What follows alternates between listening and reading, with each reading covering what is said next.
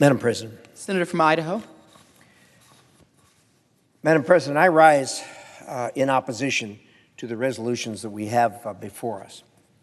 For 76 years, and by the way, I agree and associate myself with remarks from my friend colleague from Nevada, and not so much with my colleagues from Vermont and Oregon. I respect them individually. I am in opposition to these resolutions before us, and I want to speak for a few minutes as to why. For 76 years, the United States has stood with the State of Israel, our strongest ally in the Middle East. But today, members of this body are sending a message that United States support for Israel is in question. It is not. This comes after a difficult year during which this administration has egregiously undermined Israel's ability to defend itself as it fights a several-front war against Iran and our common enemies. The administration has withheld weapons and ammunition, has issued National Security Memorandum 20, which has held Israel to arbitrary standards and interfered in Israel's domestic politics, all in an effort to placate the far left of the Democratic Party during our own domestic elections. Today, instead of acknowledging that American support for Israel is still strong, these resolutions seek to say that support for Israel has changed. It has not. I know these resolutions will fail, and I hope the world will hear me when I say that the people of America support Israel, full stop. But I think it's important to remember how we got here.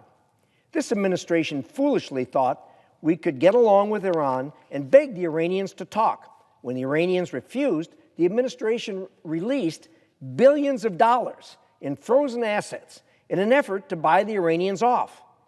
Meanwhile, the administration reversed U.S. sanctions policies that had cut off the flow of money to the Iranians.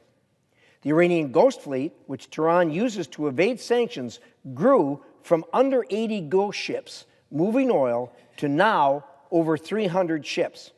Awash with money and knowing the administration would not challenge Iranian bad behavior, Iran knew it could start this war in Gaza without consequences.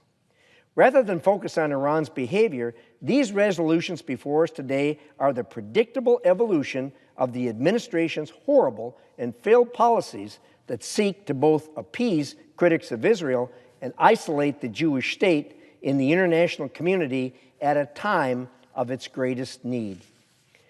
The departure from the regular process for moving arms sales and the administration's repeated threats to halt assistance to Israel invited these resolutions that are now before us. Withholding arms sales signals to the terrorists that American support for Israel is conditional and encourages Iran's proxies to extend the war in Gaza, further risking civilians, and incentivizes Hezbollah to continue its attacks on Israel from the north. We must stand with Israel as it confronts these threats. Voting in favor of these resolutions would have significant foreign policy implications far beyond the Middle East.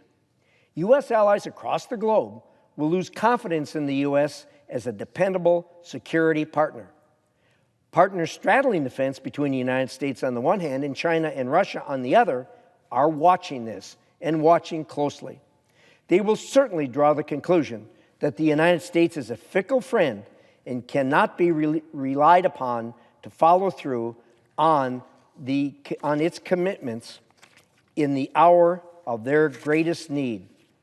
To make it worse, these resolutions highlight that instead of confronting our adversaries and their bad actions, the U.S. will instead call on our friends to simply take it and to threaten them if they do not just take it. Support for Israel has traditionally enjoyed broad bipartisan support. I know that is true today. As such, I ask my colleagues on both sides of the aisle to vote no on these resolutions and to deliver a strong voice of support for Israel. Thank you, Madam President. I yield the floor.